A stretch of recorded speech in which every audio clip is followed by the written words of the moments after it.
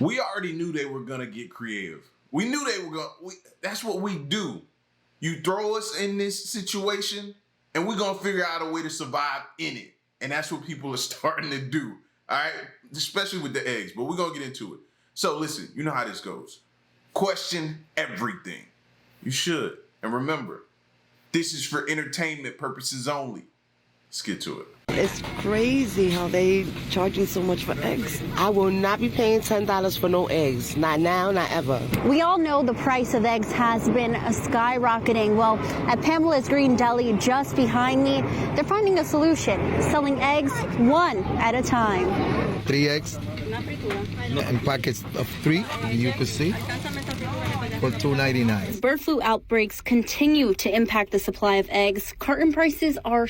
Yo, they selling eggs like Lucy's in a store right now. And I don't blame them.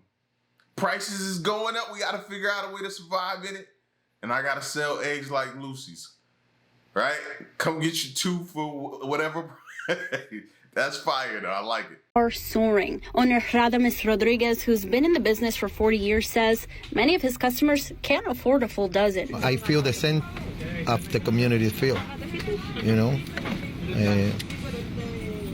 seeing those ridiculous prices, it gets me. So his store is stepping in to lighten the load. When the people only have maybe $20 to make the breakfast for the family, it's too expensive buying a dozen eggs for $12. And then what about the other stuff like bread, milk, oil? Bodega workers like Jeffrey say they hope egg prices can go back to normal soon so people can enjoy them. He says he hopes they can fix it as fast as possible so egg prices can go back to normal so people can consume their eggs in peace. Currently, New York State requires eggs to be sold in packages labeled with grade, count, and size. And while the price of eggs is cracking wallets right now, Rodriguez tells us he just hopes to help his community one day at a time. From Morrisania, Natalie Hernandez, News 12, the Bronx. See, now that's going to be the next thing, right? Egg prices being as high as they are, people are going to start to cut corners. If they're not already doing it now, they're probably already doing it now. So they're going to be cutting corners. So now when you go get you a sausage, egg, and cheese or whatever type of egg meal you get, you're going to have to start questioning and wondering in your mind and asking, is that really eggs I'm eating, or is that some type of egg substitute that they didn't tell me? That's the scary part of all of this. Antarctica is terrifying, and quite honestly, I believe one of the biggest cover-ups of our generation. Let's get into the tea, because in the last video, y'all were talking about, oh, Antarctica at night is probably so pretty. Child, ain't nothing pretty about. Do you see how dark it is? I don't even want to know what kind of Yetis are out there in that nighttime. I'm good. Did y'all see that video of that scientist that lives on Antarctica and he shows how windy and freezing and terrifying it gets out there? I'm so good, but we're not here to talk about it. We are here to get into the tea of Admiral Byrd, the huge hole in the ice that no one is allowed to talk about. The fact that there's an Antarctica treaty prohibiting self-exploration of certain parts of Antarctica, for what? I'm not sure. The fact that the Rothschild or the Rockefellers, one of the two, because I've heard mixed signals with that, have a literal island on it. I thought we weren't allowed to go there. So what's going on? And most of all, what's behind the ice wall? Because I am so convinced that there is a huge ice wall with something crazy hitting behind. Y'all can do a quick Google search and see so many videos of the ice wall, like sailors that are out there on the sea, and they show a video of the ice wall. Everyone's talking about it's a glacier. It's not a glacier. Before we get into the tea, Tina girl, hello. The fact that a member of Fifth Harmony commented on my video, girl, you were my favorite member. You were my favorite member. Anyway, back to the tea. I'm so sick of people trying to debunk the Admiral Byrd. This was a real thing. Like, this is real history. This man flew into a hole in the South Pole and realized that there is something more behind the wall of Antarctica. Why would he call the operation High Jump?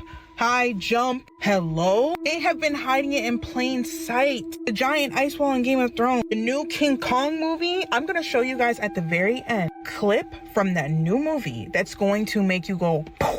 Like, there's no way that it's been put in our faces all this time. If you don't know the history of it, you're not going to put 2 and 2 together. Oh, TikTok. This is for entertainment purposes only. None of it's true. It's all satire. There's this one lady I saw on TikTok that was talking about the fact that there was this massive hole that her and the rest of her group found, and immediately they were shut off from it and could not research it any further. For nothing, first of all, I don't believe that the Garden of Eden is behind the ice wall, because I truly believe, first of all, the Garden of Eden is guarded by angels. I definitely don't believe that God would make it accessible to humans. Like, I don't think so. But I do believe, though, and it could be a read. Y'all know about the Leviathan and the Behemoth in the Bible. Obviously, the oceans are so massive, the Leviathan, I'm sure, could find somewhere to hide, especially considering the fact that now there's a mega ocean under the ocean. I guess now we know why there were bodies of water in Bikini Bottom. What about the Behemoth? Where could this colossal biblical land creature hide? What if it's hiding behind the ice wall? Because in Admiral Byrd's journals, he said he saw mammoths and stuff. At the end of the day, they're gonna put it in plain sight and try to desensitize us to the truth. Watch this video, the new King Kong movie. Tell me Hollow Earth is not explaining exactly what Admiral Byrd said. He's flying over a hole, got sucked into the hole, and then ended up in a whole different place. Watch.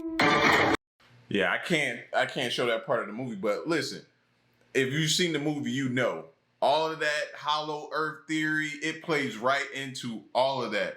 When he's going down there and they're following him behind him in the spacecraft or whatever and going down, I instantly thought about that. And then to go back to when she was talking about Antarctica with the Rockefellers and the Rothschilds, anytime those names are involved, yeah, y'all know something's not right. You know something's not right. There's some kind of conspiracy, cover up, something going on. He says, what do you do for a living? And I said, I'm a hairdresser.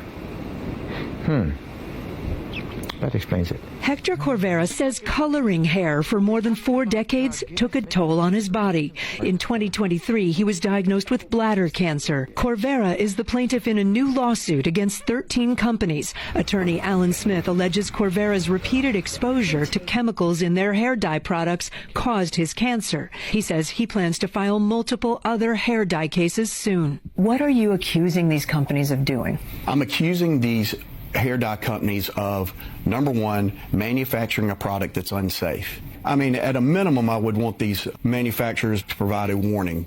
Smith points to a substance that's formed when hair color ingredients are mixed together.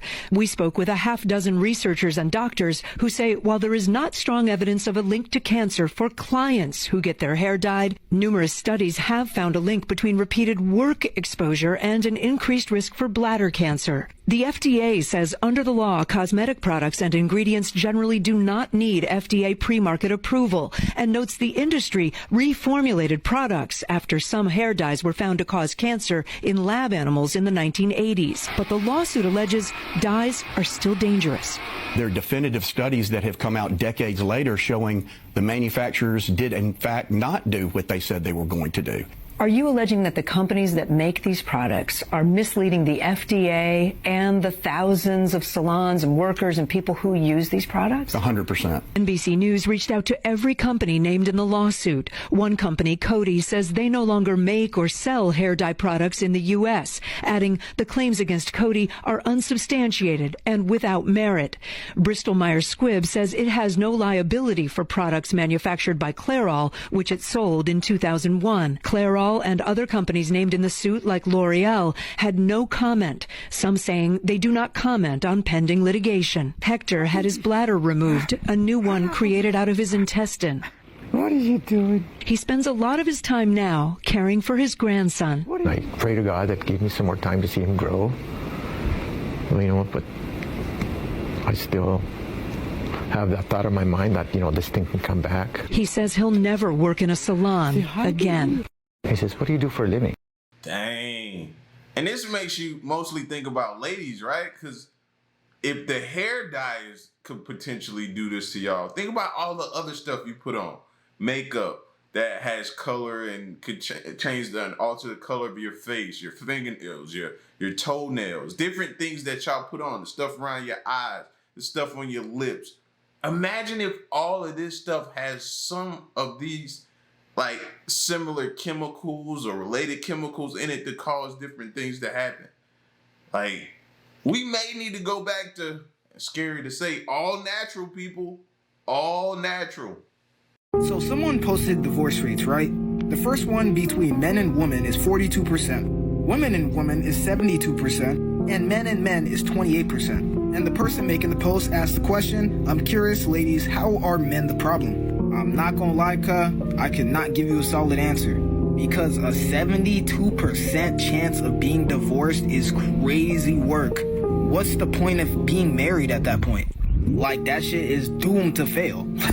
Like, there is damn near no chance. And I honestly think it's mostly due to emotional thinking. Because in a situation where a man and a woman are mad at each other, who's the one that usually has to be like, okay, you know what? This is stupid.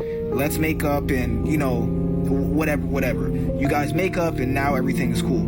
It's the dude. So now, if you have two people who are not willing to say, okay, maybe I was wrong in this situation, or apologize, then that's what you get, fam. So someone posted... That is diabolical. At the same time, ladies, it's really holding a mirror up to y'all and saying, look at this. Now, can we fact check these numbers some kind of way? Probably not, but this is interesting though. I want to know more. Not trying to rub it in. Yes, I am. Yes, I am.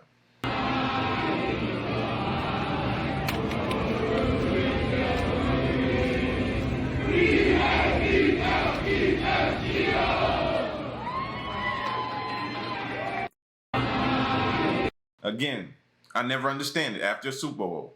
Why destroy your city? All eyes are on your city because y'all won the Super Bowl and you want to destroy it when all of the attention is on your city. I can never understand that. Never.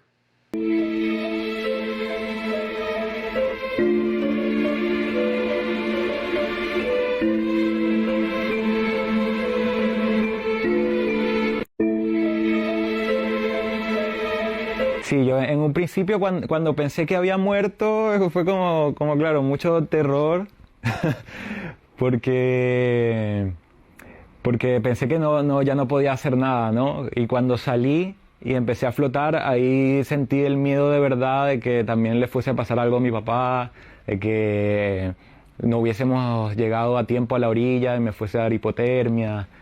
Sí, yo en un... First of all, I'm happy dude is okay. You know what I'm saying? This is like the second incident I've seen. I don't know how many there have been, but like y'all have got to learn, y'all. There's no place for a kayak in the ocean. Sorry to be the bearer of bad news and break that to you. There's no place for it. Like y'all are food out there for whatever's out there that wants to eat you. Food. And since you're in a kayak, you're easily accessible. Okay, dude, who's keeping these people in business? Kidz Bop has been on since I was a kid, and I ain't never met a Kidz Bop artist in my life. Like, if you know someone that worked for Kidz Bop, please let me know, dude. Because who's keeping these people in business? Who are these kids? Have you ever seen a Kidz Bop artist on social media? If you can find a Kidz Bop artist on TikTok, please tag that little up in here, dude. Because it makes no sense, bro. How is this still going? Who's paying for these kids? Where are these kids even coming from? They don't ever become artists later on in the future, so I need to know, like, who the f are these kids, bro? Alright, so y'all need to check out this flight path. Alright, so we want to go from New Zealand to Argentina, which is about right here. It's a direct path, so we should be able to make it in one go. Let's just see what Google Flights have to say. Here we have Auckland, New Zealand to Buenos Aires, Argentina. Alright, let's hit search. These are the flights that it gives us. Alright, let's make sure there's no non-stop flights. Alrighty, let's select this one. Bro, that top one said 33 hours. Who's taking a 33-hour flight? 33? No, it ain't no way on this green earth that I can get on a 33-hour. No. So here we have Auckland, New Zealand to Los Angeles. Then from Los Angeles, we go to Miami. Then from Miami, we go to Buenos Aires, Argentina. Honestly, that seems like a waste of gas. But why? Why would you go from Auckland, New Zealand to Los Angeles, back down to Miami, then Buenos Aires, Argentina? All right, so y'all gotta hear me out. Let's just see what the flat earth map depicts. All right, so y'all have to check this out. So here's Auckland, New Zealand, then Los Angeles, then back down to Miami, then to Buenos Aires, Argentina. So you couldn't make it in one tank of gas. Look at that. But on this, makes no sense when you could have just flown from here to here. Straight shot. Now I seriously need to know what y'all have to think about this. What do y'all think? Y'all let me know in the comments. Don't forget to like, follow me, and share this. And like always, God bless. All right, so I mean, at this point, we don't know if the Earth is round or flat or cubed or what. Like, we don't know. Like, because that makes a lot of sense. That makes a lot of sense. Looking at that. I always question the globe, though. Like, I don't know what to believe. Actual story time. This incident took place in China. I lived in China for several years, and with the company that I was working with at the time, they decided to go on a retreat in the mountains. So while on the retreat, I was there with my colleagues, and there was actually several other foreigners. There were white foreigners, and then there was one non-black person of color that was there as well, but I was the only black foreigner. We were all barbecuing, drinking, having a good time, and then this group of ladies approached me. After they approached me, they were touching my skin, touching my hair, something I'm used to because I lived in China for I think a year and a half at this point. So I'm used to Chinese people coming up to me and touching my skin and touching my hair. Then they started speaking to my Chinese colleague and my Chinese boss, and it started off, they were translating what the ladies were saying. They were like, she's so pretty, her skin's so soft, and they laughed. They're like, can we keep her? And then my Chinese colleague stopped translating, and they just started talking back and forth. Once they stopped translating, I wasn't even thinking about it. I was just drunk and laughing, smiling, still taking pictures. No, that's when you were supposed to exit stage left. You were supposed to get out of there quick. When they started only speaking in their native language, that's when you out. You be out. You be out before you in a Get Out movie. Now, if you've ever heard like Chinese people negotiate on the streets of China and you live there, then that's what that conversation turned into. After they left, my Chinese colleague was saying like, no. Like, okay, no, okay, all right. And like they shooed them along.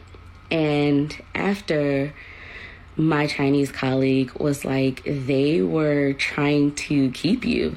And I was just laughing it off.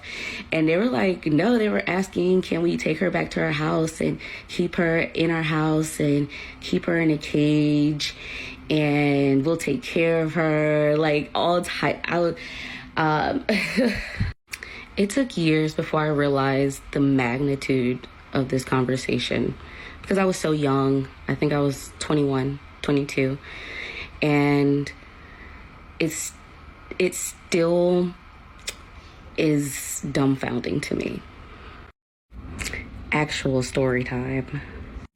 You know, this is what I think about when I see people post their videos about them leaving and moving out of the country and going to different places and experiencing different things. You better be well versed on everything over there, where you can be, where you shouldn't be, what it's like, what areas you might not make it back from. Like, you need to be well versed and don't trust anything.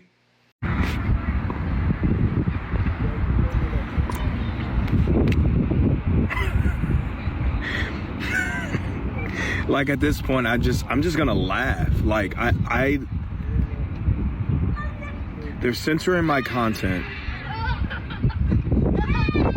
because I'm speaking facts. I'm speaking facts from the portion of the 99 or the 92%, whatever you people want to call it, that are awake. It is exhausting being so aware of everything going on. and I'm trying my best to be positive. I'm trying my best to somewhat ignore what's going on. But this is literally insane.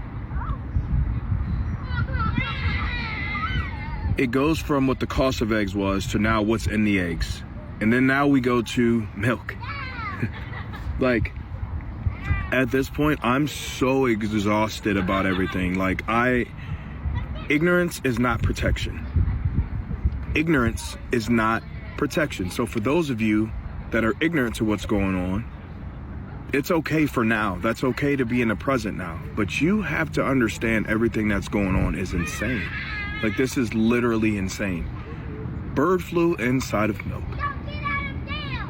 At this point, I'm just exhausted. Like, I'm literally just like, I have no more answers.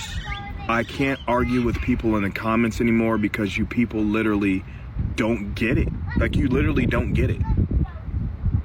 How is this a thing? And it's every year we have a new president. At what point are you people going to just say this is enough? We're done voting. We're going to govern ourselves. It can be done if enough of us get up and say we're done. We're not going to back down. We're not going to stand down, and we're going to speak up for what's right. What you people want, because you like being comfortable. Again, ignorance is not protection. So I don't know if y'all knew, but the sun been going crazy, popping off all these X flares, y'all. And because of this, the aurora borealis have been seen everywhere. Look at, what do y'all see? Look at that eagle. Look at the eagle. What do y'all see? Look at this, y'all. This is in Alaska. Look at the phoenix. Look at the wings.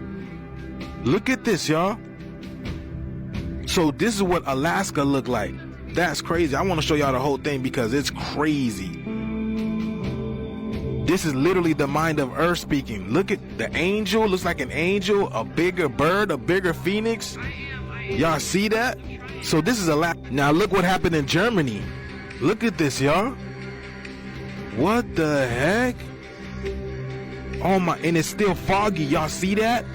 You remember the fog that was going everywhere? Look at Germany, bro. Are you kidding me? It looked like somebody just put a whole new filter, a whole new lens up in the sky. Oh my goodness. Here go another part of Germany over here, y'all. Look at this. Y'all see how this, it's cracked? Y'all see how it looks cracked up in the sky? Y'all see that? Oh my goodness. Yo, the sun is popping, y'all. And this one right here was in the UK. Different parts of the world are experiencing different colors, y'all. Look at this. What is going on? Somebody's calling the Justice League or something? This is crazy. And the craziest one is this UAP being spotted in Arizona, y'all. Remember, jellyfish are transparent, so they can be in the atmosphere and we wouldn't even know it. But yes, y'all, times are crazy. Let me know what you guys think about this video, y'all. Yeah. And I feel like we're so desensitized at this point. We'll walk outside and be completely pink and we won't bat an eye. We won't flinch, won't nothing. Just go about our day and be like, this just sums up 2025 at this point. It is what it is. Outside of Jay-Z's attorney saying that Jay-Z is not friends with Diddy, which we know is a flat out lie, Brendan Paul, he just got his narcotics charges dropped. Now I know some of y'all thinking like I'm thinking, somebody about to sing like Patti LaBelle. And that is a strong possibility. But I think I know why he got off as easy as he did if he's not about to sing like a canary. Now back in the days when I was coming up, I knew people that would get caught up, and what they would do is, depending on the amount that they got caught with, they used to say it was for personal use and not for distribution. They would have to complete a program, and once they complete this program, their charges are dropped. Now, TMZ did confirm that Brendan Paul's felony charges has been dropped. As per TMZ, prosecutors dismissed all of the charges against Paul because he completed a pre-trial diversion program. And also that Brendan Paul did not strike a deal with federal prosecutors in the Diddy case. So if you remember when they did the raid in March, they ran up on Diddy and Paul at the Opelika airport. They found some white powder and some grass candy inside of Paul's bag. So seeing that it's a small personal bag, Brendan Paul's attorney could argue and say, hey, that was for personal use. Now, had it been a bigger bag, yeah, prosecutors could have argued That's clearly for distribution. So because he completed this pre-trial diversion program, he avoids probation and he avoids jail time. So what do y'all think? Do y'all think that Brendan Paul just got these charges dismissed because he completed a program? Or do y'all think something else is afoot? Is that the word you use, afoot? Or do y'all think Brendan Paul is about to pop out and show ninjas? Drop your thoughts in the comments. I don't know. I'm a bit skeptical about that. We all know they'll protect their informants. So them telling us that he didn't do it doesn't necessarily mean he didn't. He could.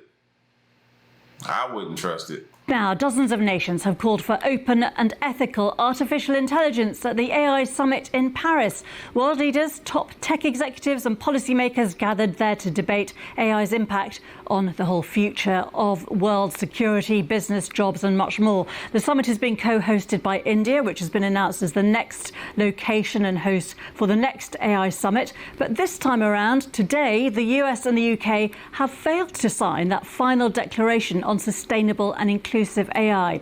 Well, India's Prime Minister Narendra Modi told the conference that AI is developing at an unprecedented scale and speed and called for global efforts to introduce governance rules. He also spoke of the potential for AI to create jobs. We are at the dawn of the AI age that will shape the course of humanity. Some people worry about machines becoming superior in intelligence to humans. But no one holds the key to our collective future and shared destiny other than us humans. That sense of responsibility must guide us. Narendra Modi, the Indian Prime Minister there. Well, the US Vice President J.D. Vance called on European countries to be optimistic about AI technology.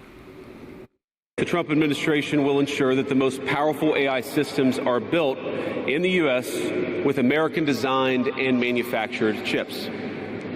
Now, just because we're the leader doesn't mean we want to or need to go it alone.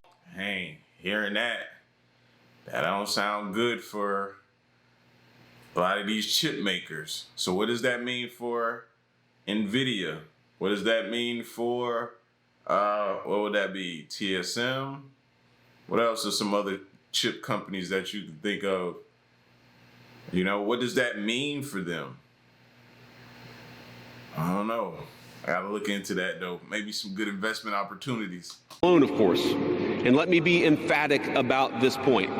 America wants to partner with all of you. And we want to embark on the AI revolution before us with a spirit of openness and collaboration.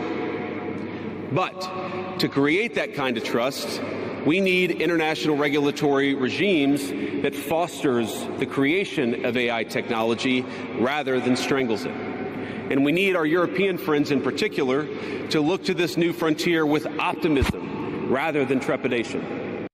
Well, although the summit is taking place, as I said, India has been co-hosting that event alongside the French. So I'm joined now by the co-founder of the AI for India program, Shashi Shekhar Vempati. Thank you very much for being with us.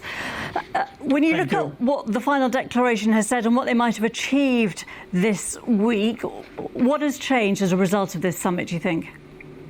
I think it's clearly brought, center stage focus on, not just looking at the risks and the safety angle of AI, but also to look at the opportunities. And I think that's where Prime Minister Modi and India kind of stand at the crossroads of these, two very different perspectives on, AI. There's the perspective about risks and safety. Well, and then there's the American perspective, which is on, opportunities and aspirations.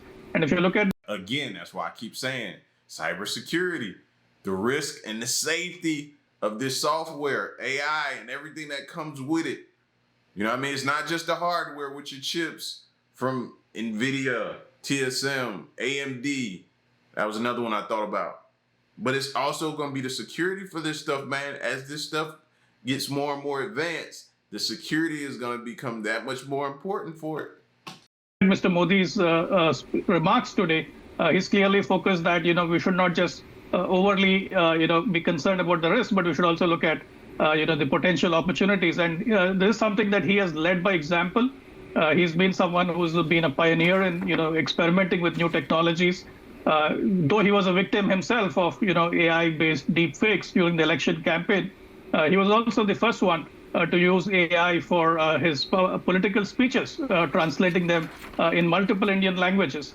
So again, a leader who has shown that, don't just be focused on the risks and the downsides of AI, but also look at the potential opportunities. And he was talking there in the clip that we played about the potential for new jobs, and that obviously there's a huge fear around mass job losses and what that could do to the structure of societies and sort of human connection. What is India actually doing policy-wise on that? Where do you think the new jobs are coming? Because Mr. Modi talked about upskilling and reskilling the population. Sure. So if you look at the focus of the Modi government on AI, it is centered around what is called the India AI mission. It has broadly 3 areas of focus. The first is on building compute capacity within India. So there's a whole program to build a cloud-based public-private partnership model for providing compute capacity for AI developers and researchers. So that is one aspect of the program. The other is, of course, making publicly available data sets so that models are built with Indian data, Indian context in mind, and that's opening up, an entire area of opportunity, not only on the AI development side, but more importantly on the data enrichment side. And that's a sweet spot for India, which has traditionally provided IT services, business process outsourcing services, and of late, global capability centers. So there's a big opportunity there in curating data sets, enriching them, making them AI ready. Can I just ask you, Shashi,